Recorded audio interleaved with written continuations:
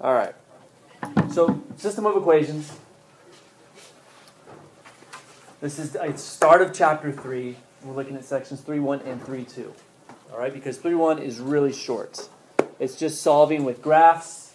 3.2 is a little bit more rigorous, solving algebraically. And we have two methods for that. One's called substitution. One's called elimination. Nod your head if you've heard of these and done these before. Yes. Algebra. Okay. So if I'm given an equation, all right, how many solutions are there to that equation? Infinitely many. Okay? And if I'm given another equation, how many solutions are there to the second equation? Infinitely many.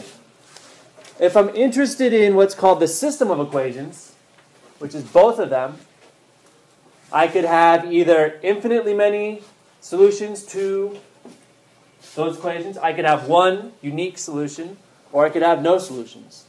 And that's graphically going to look different. So if I wanted to graph it, our goal here is to find the values, the solution that works for both of them. All right? I'm looking for things that satisfy 1 and things that satisfy 2 at the same time. And by work, it means that it's still equal. Okay? We preserve that equality. All right, so we're going to graph it. There's my first line. I have my y-intercept. I have my slope. You graph your next line. You have your y-intercept, you have your slope. Which point on those two graphs represents the solution to the system of equations? 2, 2, the point of intersection, right? So where they cross, that's the solution that they have in common. That's going to work for both of these, we hope.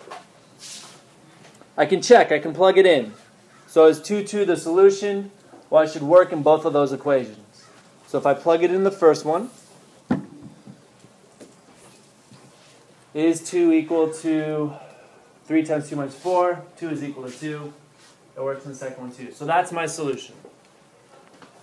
If I'd done something wrong, what would happen when I plug it in? Would I get an equality? I get an inequality. I get like 3 equals 2. So I know I'd have a problem. All right. In looking at this, are we going to be able to solve every system of equations like this? What was really nice about this point of intersection?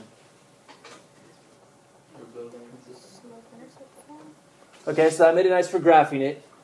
But what was nice about where they crossed? Well, it was on an actual point. It was on a coordinate, right? What if the real solution is 1.98 and 1.946? Is graphing going to be a very reliable method for this? No, because your pencil width, right, is probably going to be off by that much. You're not going to be able to see that difference between 1.98, 1.946, and 2.2. So you could be wrong, and you wouldn't know it. So graphing is a great first step, but it's not going to give us all our answers. So the good news, bad news is we have methods to deal with that. So if I take my system of equations, our first method here is called substitution. All right, so let's just take a step back and think about what we're doing, because it's going to look scary down the road. If I have y equals a smiley face and then y equals a Christmas tree, what do I know about smiley faces and Christmas trees? They are the same. They're equal, right? That's true. So if I have y equals 3x minus 4 and I have y equals 2x minus 6 or negative 2x minus 6, what do I know about those quantities? They're the same. All right? So if they're the same, I can set them equal to each other. So do I want to set y equal to y? No, that's not going to be very helpful. All right, but I can take the other part and set them equal to each other. So now I've gone from 2 equations, 2 variables, to what? 1 equation, 1 variable. Can we solve 1 equation, 1 variable? Yes. Yes, we hope, right? All right, so I get this. The 3 little dots mean therefore. I can solve it lots of different ways. I think I brought the 2x over. Yep. I add 4. 5x is 10. X is 2. I want to get, well, y equals, well, now x is known. It's no longer a variable. I can take it out, and I can plug it into 1 or 2. Which one do I need to plug it into? It shouldn't matter, right? Because we're looking for the things that work in both. So if I plug it into 1, I should get the same thing as when I plug it into 2. If I don't, I did something wrong. So I plug it in, I get 2, which is the same thing we got from graphing. But we've done it algebraically. So if it was 1.98, we would have gotten that number. Our graph wasn't going to show that. All right. Thumbs up if method 1 makes sense and you're comfortable. You've done it before. You've seen it. Is it always going to be a simple substitution like that? No. If I had 2y, can I just directly set them equal to each other? No. I either have to solve for y, or I take this whole value and plug it in for that. So it's going to get a little trickier. And where we're going with this is we're going from 2 variables, 2 equations, to 3 variables, 3 equations. We might even get to 4 and 4. We'll see. All right? So it's the same thing. It just builds on itself. All right. We have another way we can do this. So we know the answer is 2, 2. Our third method is called elimination. So we have substitution, we have elimination.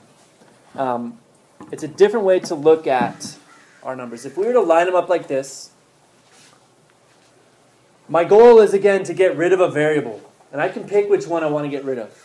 So if I take this whole first equation and multiply it by 2, and I take the whole second equation and multiply it by 3, I'm going to find that my top equation becomes that, my bottom equation becomes that. Why am I multiplying by 2 and 3? What has that gotten me? It's made it bigger, it's made it more complicated, but what have I achieved by multiplying by those numbers? You got rid of the You got rid of x because 6x minus 6x is 0. Well, I haven't got rid of it yet, but you're right. You guys are one step ahead of me.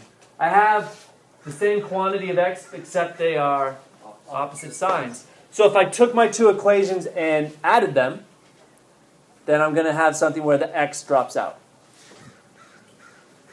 So I add them up. I get 5y equals 10. Y is 2. Once I know y, I figure out x. Was that the simplest way to do this? What could I have done without having to multiply anything?